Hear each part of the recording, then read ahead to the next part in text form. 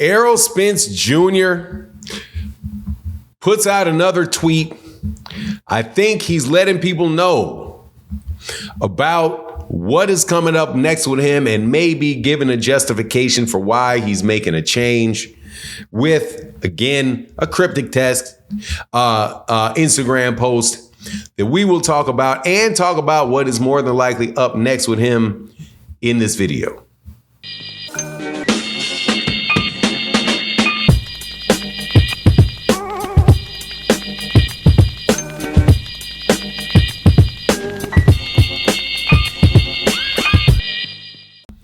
All right, welcome back to the channel. It's your boy Fanon, and in this video, we're going to be in the 147 pound division or 154 pound division, wherever it is that Errol Spence Jr. winds up fighting next, which he said will be coming up. I'm quite sure they're going to get a date for him. He was supposed to fight the winner of Tim Tszyu versus Sebastian Fundora. That was the plan for him. He got in the ring with Sebastian Fundora. However, Sebastian Fundora broke his nose. Since he broke his nose, he now has a 5-6 month time off. So he's not going to be able to defend his belt for probably until somewhere around November, something like that. But we don't know whether or not Errol's going to take another fight before that. Kind of hope that he does to get him out there. But he does, in the meantime, give us some perspective on something that people know now is going on with his camp. And that is his break with, I believe that is his break with Derek James, his longtime trainer. And he does that in a tweet that he puts out. And it's a very interesting thing that he says that he communicated. But before I get into that, let me welcome you back to the channel. If you are new to the channel, please accept my invitation to hit the subscribe button. Hit the bell icon so you can be notified of when we release more videos. And if you're a longtime subscriber and supporter of the channel, thank you so much for your continued support. It means a ton to the channel. Thank you. Thank you, Matty O, Barbara D. Thank you to everybody that actually listens to the videos on a regular basis. Shout out to my guy, Kamal Oz. Ain't seen him in a while, but what's good? But this is what he said. He says, there's one thing, and I'm just going to paraphrase, and it's on his Instagram. Definitely go check it out. He says, with a picture of Scarface, I believe this is Scarface, who's crossing his arms like this, right? And it says, they're basically comparing people that keep it real in your face to the people, that keep it, that stay loyal behind your back. Right. So it's one thing to stay real in your face, which is to tell you what you really think, let people know what, let you know what's on my mind. But then what happens when I'm not there? Right. If you're not loyal behind my back. Right. So what could that make you think?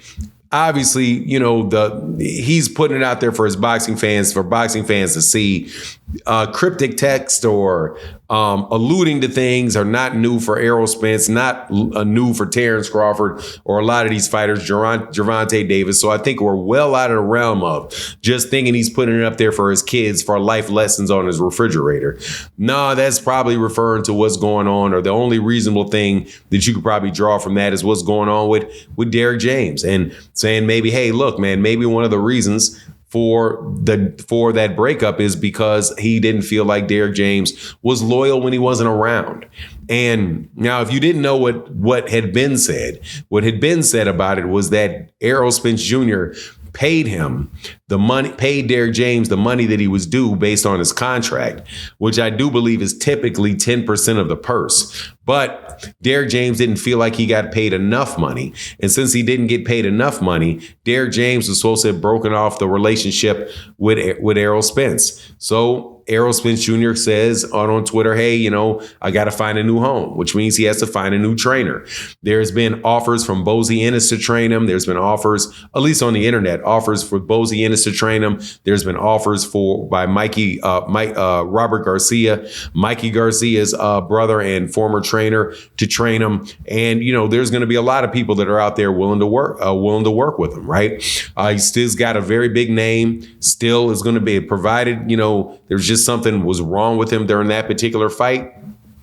he'll be going on and pushing forward, right? However, like the idea that, that what you do behind somebody's back is important to people. And I don't know what that means, but it seems like, hey, man, he feels like, like Derrick James wasn't all the way there for him the way he was there for Derrick James. And I can tell you for sure that Errol Spence Jr. was loyal to Derrick James when Derrick James wasn't there. That is for certain. I am not going to give you my sources on that, but just suffice it to say that there were people that were very close to Errol and around Errol that for years have wanted Errol to leave Derrick James as a trainer because there was not a great relationship between some people in that camp. So Errol, though, stayed loyal to him over time, continued to work with him, and when other people wanted him to do something different. So Errol could feel like, hey, man, I was loyal when other people were, saying stuff about you. But hey, man, what about if you got Bomac telling you that how much money he got paid, or people telling you how much Bomac got paid, or Ryan Garcia paying you more, right? Or talking bad about you. I don't know if that's true or not. Whatever the case, he probably got a lot of money for training Anthony Joshua, right? But at the end of the day, it is what it is. I can understand it from both point of views. I can understand it from Errol's point of view. If you're contracted to pay somebody a certain amount of money, and just because you make more money than you expected doesn't mean that you have to pay them more. And especially if you get put in given an ultimatum, then when you give people an ultimatum, people are more than likely going to walk off from you because, hey, man, it's like I can find another trainer. But, it is what it is. Unfortunately, man, there's a lot of speculation that Errol is, somehow taking advantage of Derrick James. I have a hard time really with that. Just like I have a hard time with saying that Derrick James, can't go on about his business. If you don't feel like you're paid enough and it's time to move on, hey, man, you move on. I can understand that. But at the same time, I can understand where Errol Spence Jr. could possibly be coming from with that. When you're the dude that had Derrick James had Derrick James training you, I'm sure he had a bunch of offers from other trainers to train him throughout his career, and definitely coming out of the amateurs into the pros. But he stuck with Derrick, right? So anyway, man, I'm looking forward to what they both have going on.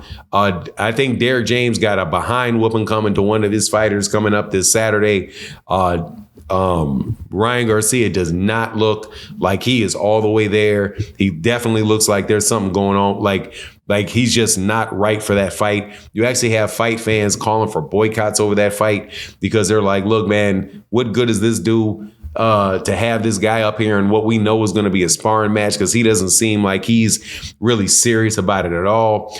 And on to boot, what you have is people with less interest in the fight being made, just period. So I don't even know if a boycott is really even necessary. But anyway, I'm probably going to do a separate video on that. You let me know what you think in the comment section. And with that, I'm out. Deuces.